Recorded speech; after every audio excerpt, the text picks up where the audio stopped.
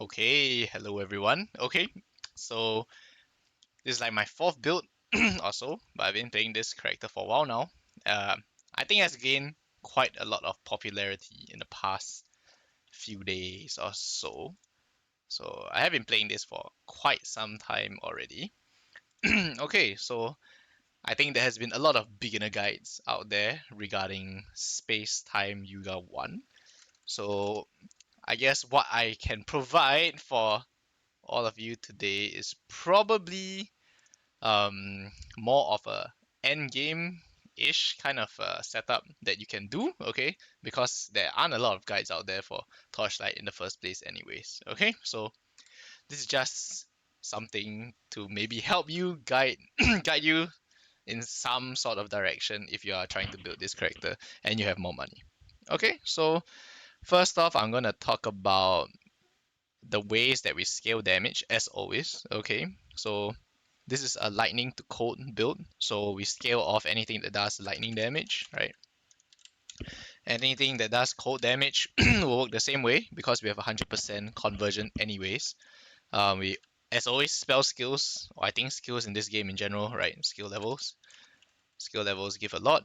I think there's diminishing returns past level 30, so minimally you do want to get to like 30, and then everything past that still benefits, but has less of a benefit.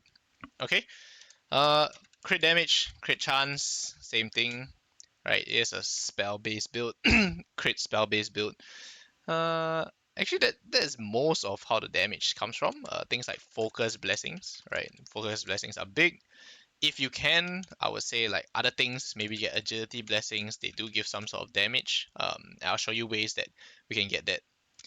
We want CDR, we want cast speed. We'll talk about this as well. So, okay, these are basically the ways that you can, or the things that you can look at, okay, if you want damage. Okay, so now that that's out of the way, first of all, with the setup that I'm running right now, I am able to run 4 50% auras. So I'm using 2 of them on my life and 2 of them using my mana. Okay, so where should I even begin?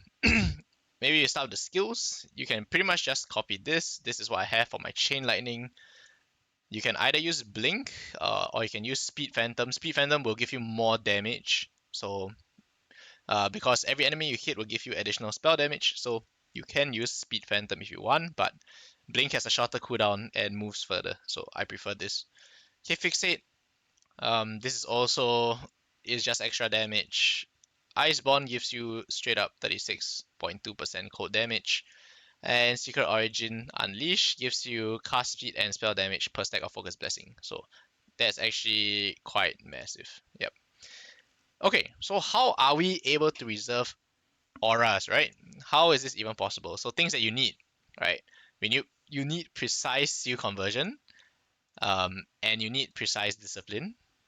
Okay, not only that, you do need an amulet which has compensation for energy fortress. Okay, this is obviously literally the lowest roll that you can get. Okay, but I haven't gone around to rerolling this because I can fit my auras in anyways. Okay, so that is basically how we are running that. We also have some sealed mana compensation on the chest. So everything is. I'm not actually sure if this works for the life. I mean, for your life, but okay, the setup works, and I'm not gonna. I could try it now, but it's okay. Okay, but that's what I have so far. I do not have any sealed mana compensation in other places. So with this exact setup, as you can see, everything is pretty perfect. I have like very very little life and very very little mana left over. So just nice. Okay, regarding your talents, right?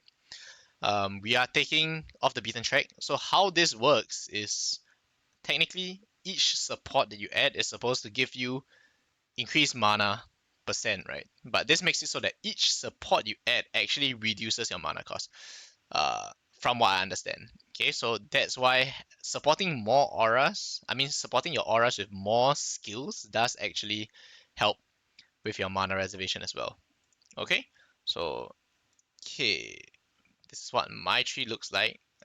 Okay, ignore these. I will list my what you call it, my skill tree in the description, yep, I think there's no point in really looking at this. Okay, maybe something more interesting is the slates. So, okay, this is going to scale off jumps. So we have jumps here, we have jumps here, we have max focus blessing here. This is really bad. I will fix this eventually.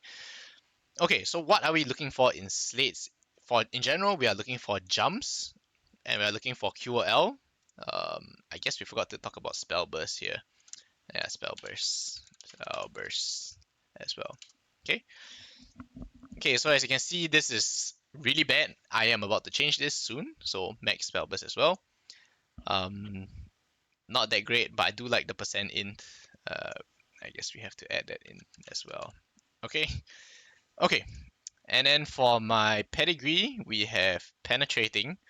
There are technically quite a few damage pedigrees you can get. I decided to go with penetrating because from here on, for every stack of focus blessing that I get, I am technically getting more value out of this slate. So right now I'm at 11. Eventually I hope to go higher. I'm not actually sure how much more I can go. I'm very sure that I can get more focus blessings here, right? Because I don't have any max focus blessing on my slates as of now. So I definitely can get more in the future. I can get another ring with focus blessing as well. Okay, so yeah, okay. Good things to have. Okay, QOL +1 max charges and cooldown recovery speed is nice. Okay, CDR does help us. So CDR is a pretty good stat to have wherever you can find. This here lets us get tenacity blessings and agility blessings for free. So that is really good. Free generation, like straight up 4/4. So very, very nice. Okay, yep, like I said, this just makes focus blessings. I should really change this. But yeah, so aspirational content, okay? You got one, basically anything from the first tree, which is our Goddess of Knowledge tree, right? All the medium talents here are kind of insane. Spell level, max focus blessings, intelligence, right? If you can get any of those on your slates, it'll be really good. Okay, now gear wise, okay, this is not cheap at all. Okay, these are things that I am doing. Okay, so we are running a double curse setup. So how this works is, first you need an amulet, okay, with biting cold curse on the dream talking, and you need a ring with elemental destruction as well. Okay, this is basically a 2 curses. Curses now, there aren't really a lot of support, so there isn't much reason for you to use them on your skills, right? It's actually a lot of value to have them on your trinkets instead. Okay, so we have 2 curses here, and we are able to use 2 curses because we have a candle which gives +1 curse. Okay. What else? Or in fact, that wasn't even my full damage because I had, what do you call it? I had my Soul Eater candle on the other side. Okay, then let's look at my gear. Okay, helmet surging inspiration right now is okay. Great, that is pretty expensive now. Okay, it's gone up in price. It was like 300, but now it's a lot higher than that. So, sorry, it's gonna be expensive to upgrade your stuff. Chest piece is still fairly cheap, so that's great. Okay, like I said, amulet. Ideally, I have no idea. My hand was really itchy, and I went to upgrade my +1 spell burst to beacon, which is how we ended up in this situation. +1 spell burst is better because you can get beacon on your pedigree, but I can't get +1 spell burst basically on other pieces of gear. So which is why this is not that great. But taking beacon here does allow me to take chili on my tree, okay, and allows me to take another pedigree for damage basically. So I think all in all, it's probably fine either way because all of them should provide like the same amount of additional damage. Nothing should be exceptionally better than another one. Okay, next we have the gloves. So here we have cold damage for every stack of focus blessing. So this is giving me 66% additional cold damage. Really nice, and like 33% crit damage. Unfortunately, okay, the gloves are like a few thousand. Yep, 1 point something. Not good. Okay, belt, int, defense, ES, res. Very straightforward. Still not that cheap to get full T1. So, yep. Okay, for my boots, ES, lightning, skill, movement speed, res. I am going to upgrade this to priceless gear as well. So as you can see, I have pretty much 3 priceless gear. I have gears, and I have 2 more that I'll need to upgrade over time. Money is going okay. It's not that fast. It's not that slow either. But yep, your money depletes really fast when you're crafting now. Okay, so my ring, now I have +1 focus blessing in some pen, res, crit strike, crit damage. So in terms of damage, this is giving me like a lot of damage in general. Um, this can be replaced really, really soon. So crit strike damage, crit strike damage, crit strike damage. Yep. It's just giving us a flat of like what 44 times 3, so like 130 something, or 130, 120 something. Okay, 132 I think. Crit damage. Yeah, as you can see, the general trend, crit strike, crit damage, spell damage everywhere. That's how we're scaling our damage. And trust me, everything multiplies and it will add up to quite a lot of damage overall. Even though it doesn't seem like an individual upgrade will seem like a lot of damage. Okay? And now for the big one. So we have a two-handed weapon. So the reason why I'm using a two-handed instead of 2 wands, right?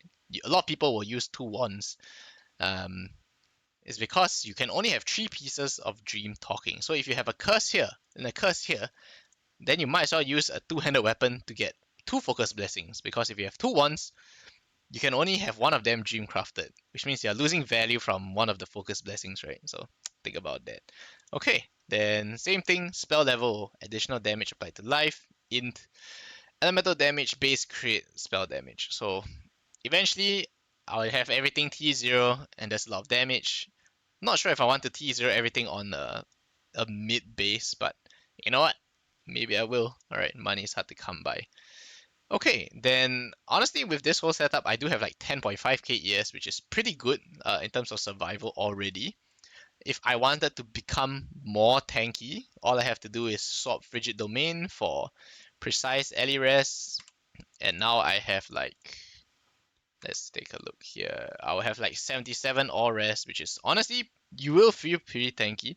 And I can always just swap out Fixate for Force Start, right? And suddenly you become way more tanky than before. Okay, so those are the ways that, you know, you can fix your survivability if you ever have problems with that. Um, where's my where is my Frigid Domain? Am I blind? Oh, there we go. Okay, great. So, yeah, with that, I think I pretty much covered everything. I don't think I missed out. Okay, as always, okay, this is not going to be a cheap build. I never said it was going to be a cheap build, right? For if you're looking for early guides, like there's definitely a lot of early guides out there on YouTube, I'm very sure. Like quite a lot of content creators are playing this build. So yeah, this is just what I have done with it so far. And yeah, there's way more upgrades to make, which I will do over the coming days. But yes, if you are lost, I hope that this provides some help. Yep, in terms of damage, I can swap this for jump, most likely just jump. Even more damage, you do want to get grudge, so let's see how much that costs now. Yeah, this candle is like, oh, it went up in price. That's nice. 2.8k, I guess. Yeah, 2.8k. Okay, so main skill is supported by level 30 grudge. That is nice. Yeah, it's pretty good. But as you can see, kind of expensive. So yes, a terrible price indeed. Okay, in that case, I think that's pretty much it. Back to farming for me. So okay, thanks for watching. Wet Puddle. Bye bye.